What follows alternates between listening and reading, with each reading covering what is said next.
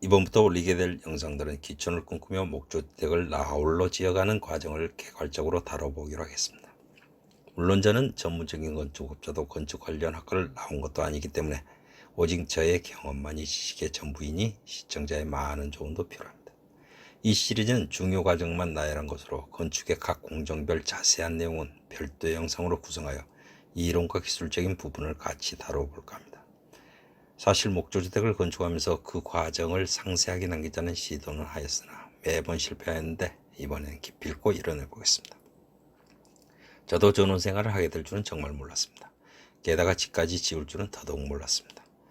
자신의 집을 지어보는 꿈은 누구나 한 번쯤은 해보지 않았을까요? 그러나 자신의 집을 직접 지어보는 경험은 쉽지 않을 것입니다. 제가 택한 방법은 반축이라는 계약 방식인데 골조, 지붕, 창호까지만 시공하고 그 나머지는 혼자 시공하는 방식인 것입니다. 공사비 절감의 목적도 있었지만 제일 중요한 것은 건축의 모든 부분을 직접 해결하는 귀중한 기능을 체득하였다는데 아주 커다란 만족감을 느낍니다. 혹시 모를 누군가가 저와 같은 방법으로 집을 지을 때 도움이 될 수 있도록 하나도 빠짐없이 상세하게 다뤄보도록 하겠습니다. 그러면 하나하나 시작해 보도록 하겠습니다. 가장 중요한 것은 건축에 필요한 땅을 구하는 것입니다. 땅이 있어야 움막을 짓든 대고를 짓든 할 거 아닐까요? 내가 원하는 땅을 찾는 과정은 모두가 그렇듯 싸고 좋은 것 아니겠습니까? 시골에 전세월세 살아보고 기농기촌하는 경우도 있겠지만 그것도 사실 불필요한 지출이 될 수 있기 때문에 저는 바로 땅을 구입해 버렸습니다. 의정부가 본집이라 양주동, 구천, 포천, 남양주부터 시작하여 양평, 가평까지 시간 날 때마다 돌아다녔습니다. 그렇게 흘러 강원도 인제에 다다랐죠. 그리고 드디어 눈이 번쩍 뜨이는 곳을 찾았고 계약을 진행하였습니다.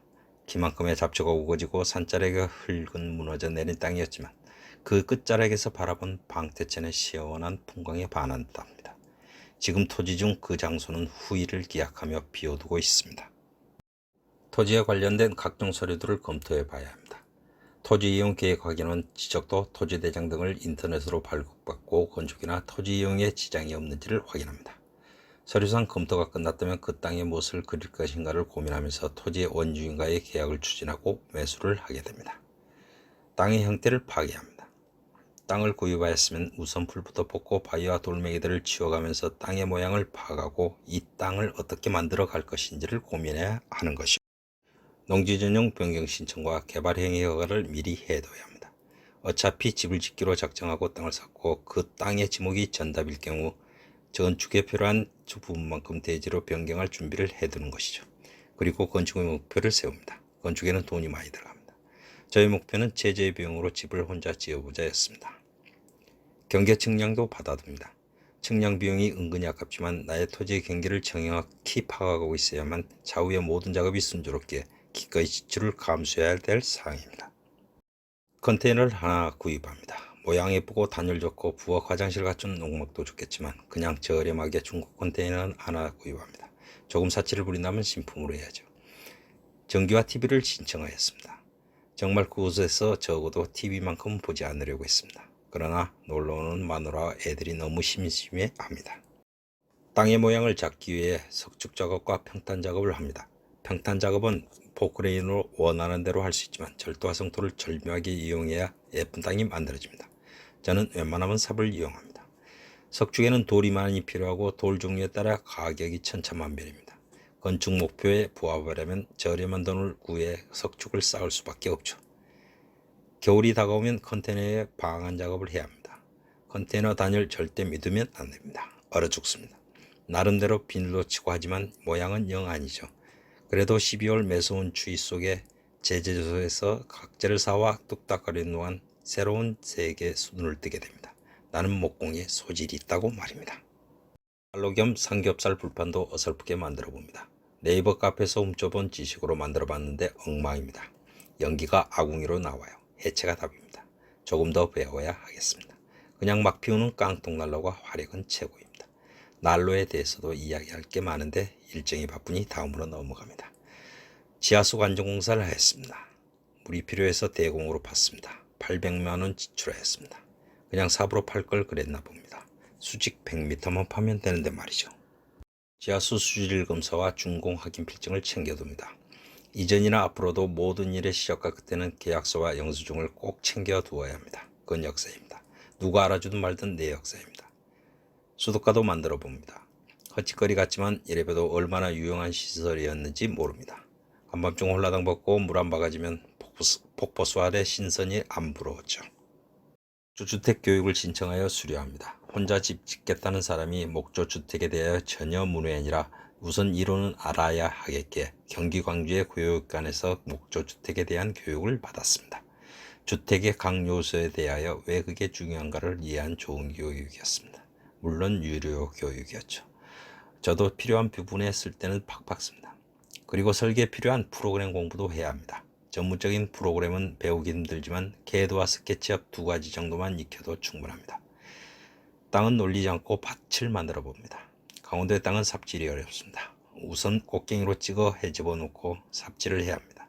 그리고 돌을 골라야 합니다. 그러면 조금의 흙이 남습니다. 처음엔 로타리 작업으로 고랑을 만들었는데 역시나 돌이 절반입니다. 강원도에선 돌이 새끼를 친다는데 땅을 뒤집을 때마다 돌이 나옵니다. 가만 생각해 보면 흙은 아주 소중한 희토리입니다. 지구란 암석 위에 살짝 덮여있는 이 흙이 모든 생명의 근원이죠. 수시로 잡초를 뽑습니다. 애초기를 사기 전엔 수시로 손으로 잡초를 제거해야 합니다. 잡초의 생명력은 가히예술입니다. 나중에 산 애초기, 이놈이 효자입니다. 각파이프로 불판 다이도 만들어 봅니다. 허름한 컨테이너 앞마당에 숯불을 피워서 뚜껑에 삼겹살을 굽었습니다. 이 불판 다이를 만들면서 처음으로 용접기를 사용해 봤네요. 거대한 풀장도 만들어 봅니다. 애들은 한나절 그런 대로 잘 놀죠. 그러는 후 지겨워집니다. 사실 인텍스 풀장이 가성비 짱입니다. 저만큼 물 채우는데도 한참 걸립니다. 전원생활에 고정된 풀장. 보기는 좋지요. 그러나 그 안에 가득 물 채워야지, 낙엽 치워야지, 물 바꿔야지, 이끼 청소해야지. 아이고 포기하는 게 낫 좋습니다. 주변의 동물에 정을 주지 맙시다. 다람쥐 귀여웠습니다. 어느 날부터 안 보입니다. 그 다음엔 청설모가 왔어요. 다람쥐는 안 옵니다. 청설모가 잡아먹었다는 의심이 항상 듭니다. 물놀이 백날 시켜봐야 소용없습니다. 애들은 자연과 친화시키려 노력하지 마세요. 그 녀석들은 나이 들기 전에는 결코 자연과 친해지지 않는 종족들입니다. 다인의 진화론은 수천 년 수만 년에 걸친 변화론이 아닙니다. 우리 실생활, 바로 우리 삶, 100년 안에 벌어지는 현상입니다. 강아지는 자연 속에서 키워야 합니다. 방바닥에서 뛰어오는 강아지와 흙바닥에서 뛰어오는 강아지는 표정이 다르죠. 지금은 곁에 없지만 한때는 키웠습니다. 텃밭에 키우는 작물은 먹을 만큼만 키웁시다. 스스로 관리할 수 있을 만큼의 공간만 밭을 만들어야 합니다. 키우는 것도 수확하는 것도 주변 지인들에게 나눠주는 것도 일입니다.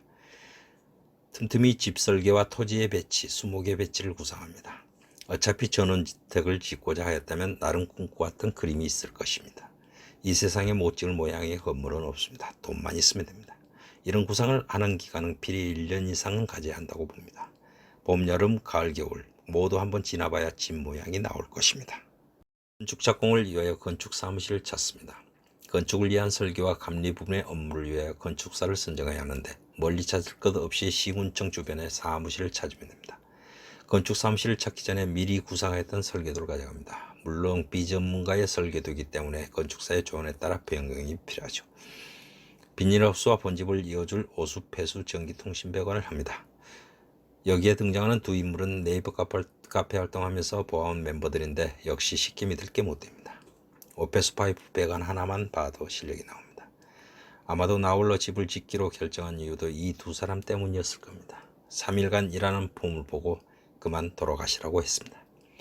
임시 컨테이너도 영구 있을 장소에 배치합니다. 이제부터 모든 일 하나하나가 모두 돈과 시간에 직결됩니다. 뭉텅이 돈이 쑥쑥 빠져나가기 시작합니다. 정화조를 설치합니다. 여태 대소변은 밭에 해결했지만 우선 시급한 설비라고 먼저 시공합니다. 그러나 이 지역은 정화조를 통해 배출하지 않는 곳이라 나중에 다시 파냅니다. 군청에서 착공신고 필증이 나왔습니다. 착공신고를 위해 별도로 할 일은 없습니다. 건축 사무실에서 처리합니다. 요즘은 공사 규모에 따라 현장 대리인이 필요하다고 하더군요. 집터에 오페스 배관을 합니다. 오페스 배관 해놓은 모양을 보세요. 딸랑 화장실과 다용도실만 관을 빼놓고 부엌 쪽으로는 관이 없습니다. 어이없습니다.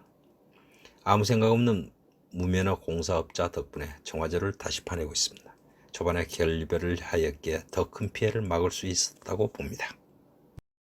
기초철근 배근 작업을 합니다. 철물점에 배관자재를 사면서 기초와 방통 작업자를 섭외합니다. 아주 유능하신 분이라고 소개받았죠. 그러나 절대 믿으면 안 됩니다. 이 부분에도 우여곡절이 아주 많았습니다. 심지어 바닥에 비닐조차 깔지 않고 배근을 하려는 걸 겨우 설득하여 손만 대도 부스러질 비닐을 깔았습니다.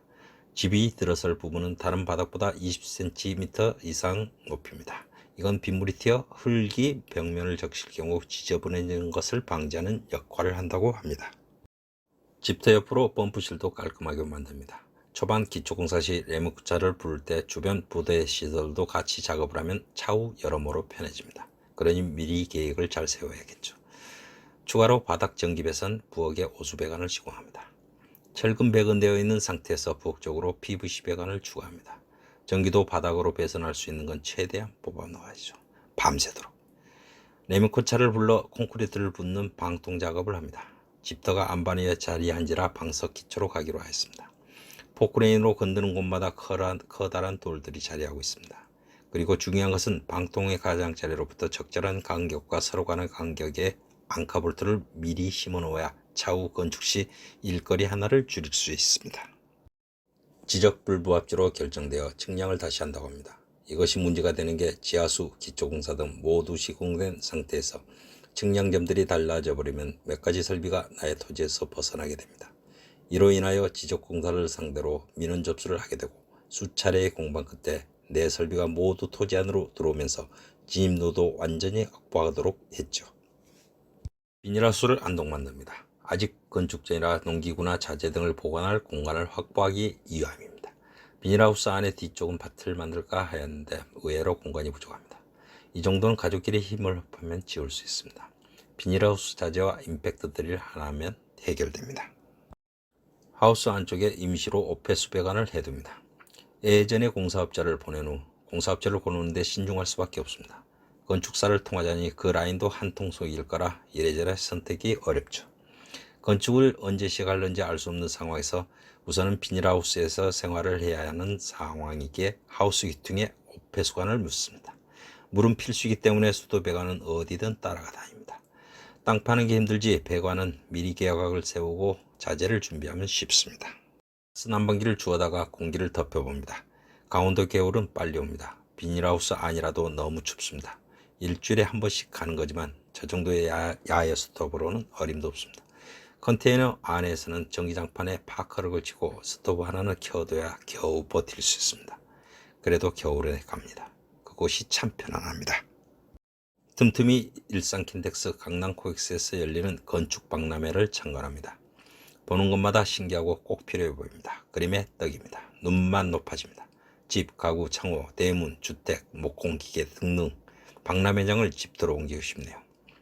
하나만 고르라면 저는 미니 포크레인을 선택하겠습니다. 집 지으면서 전동 공구들 많이도 사모았네요. 건축에는 들어가 보지도 못했는데 너무 길어져 이만 줄이고 2부로 넘깁니다. 중요 핵심만 추려서 설명하는데도 많은 시간이 소요되는군요. 감사합니다.